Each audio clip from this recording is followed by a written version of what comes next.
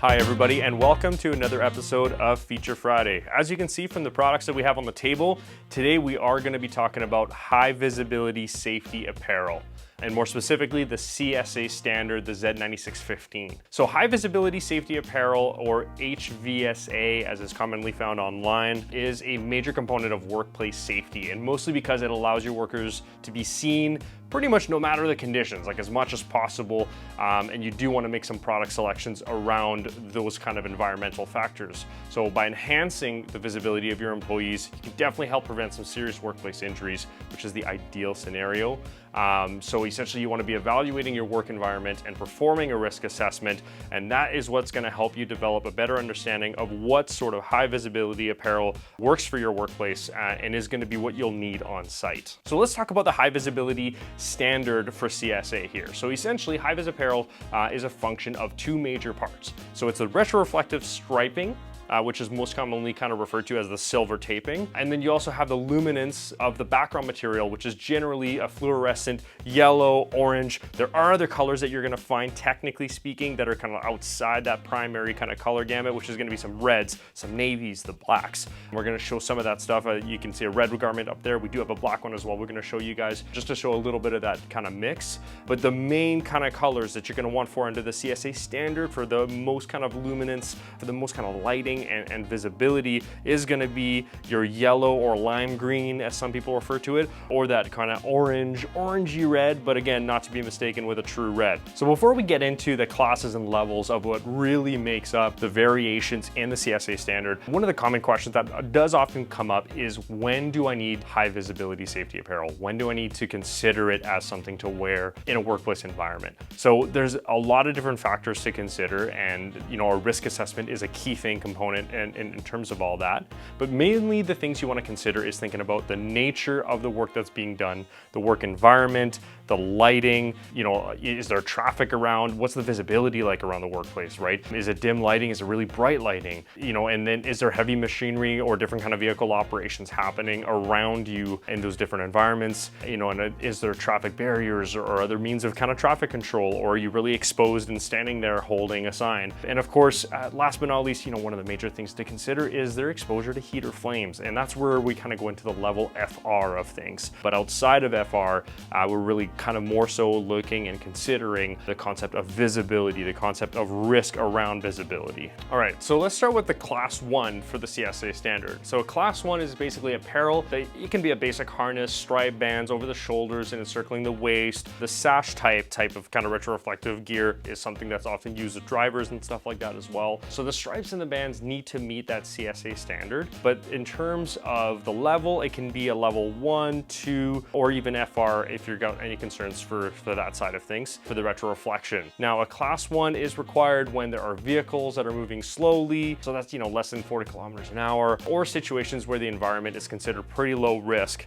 So we have a garment in front of us here that is class 1 level 2. So it does have the very high reflective taping on here, and it has it all in the right places, as you will see. But the fact of the matter is it is a red garment. So it's not that bright yellow, it's not that bright orange. So, at the end of the day, the overall visibility is lowered by that factor. So that is an important thing to keep in mind. Same that you're gonna find with any kind of black garment. So we know these have become very popular. People do love a black garment with the high vis.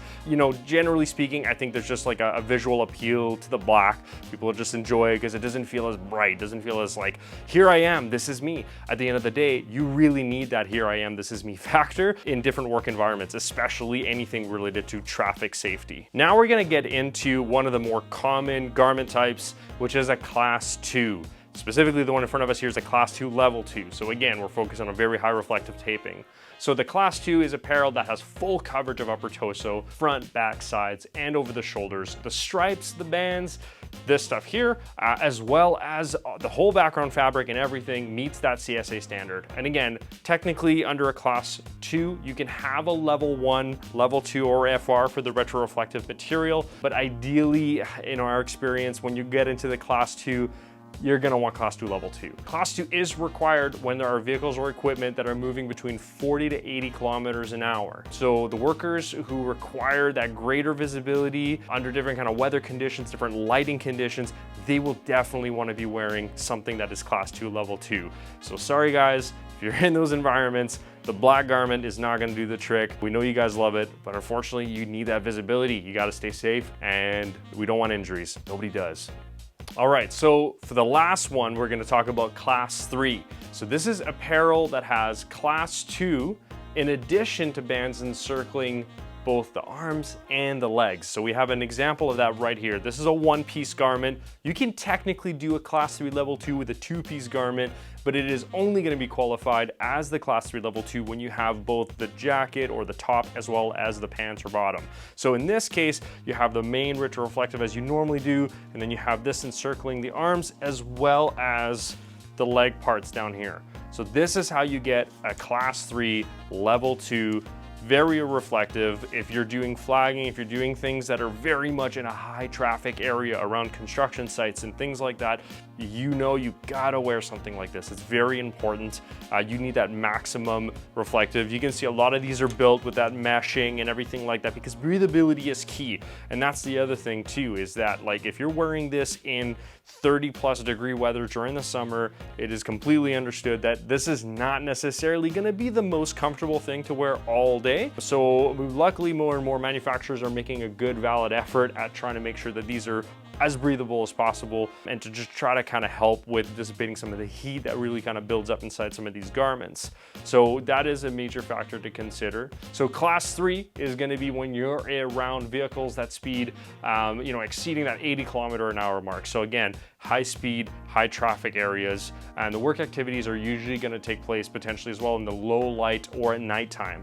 So again, not necessarily all around traffic all the time. That's not the only thing to consider. The lighting conditions is also key.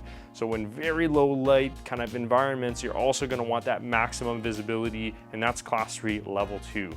So now we're just gonna talk about the levels real quick. So primarily for what we carry here at Mackmore, we're essentially gonna mostly just touch on the Level 2 or the Level FR, but we'll just still talk about it. So at a Level 1 is gonna be your lower performance level of reflective striping. It still requires that the background material meets the CSA standard, of course, but the retroreflective level is usually about 70% of your Level 2 requirement.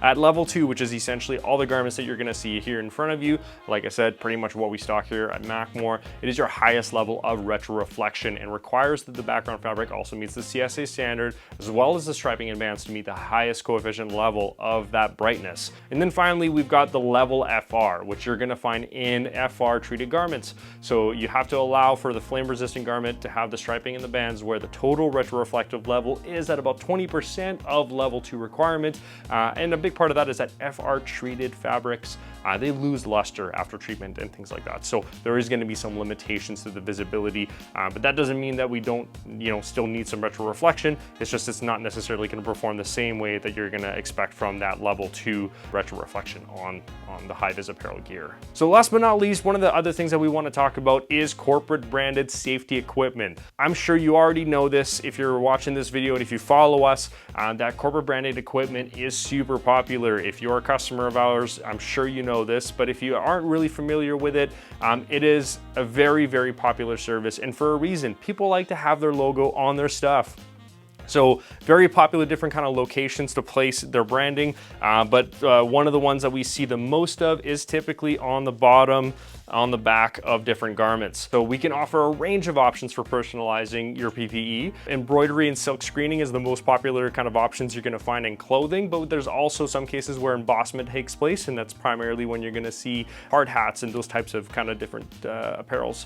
So yeah, we have a mix of reliable third-party embroidery and silk screening shops that we work with, but also some of our manufacturers offer a custom kind of branding service directly through them. And we do work with a few manufacturers that offer these types of services, so we greatly encourage customers to take advantage of it if they're interested in branding their gear. It's a really fun way to really kind of keep everything kind of branded, keep everything really consistent with the look of things, and we highly recommend it. So if you have any questions about that, please reach out to us. And just in general, if you have questions about high-vis safety apparel and you want to know what works for your environment, we are going to encourage that you do a risk assessment. That is a crucial step. You have to pay attention to all the different conditions of a risk assessment, but that is something that we are going to be more than happy to kind of give you some information on what to consider, refer you to some different links.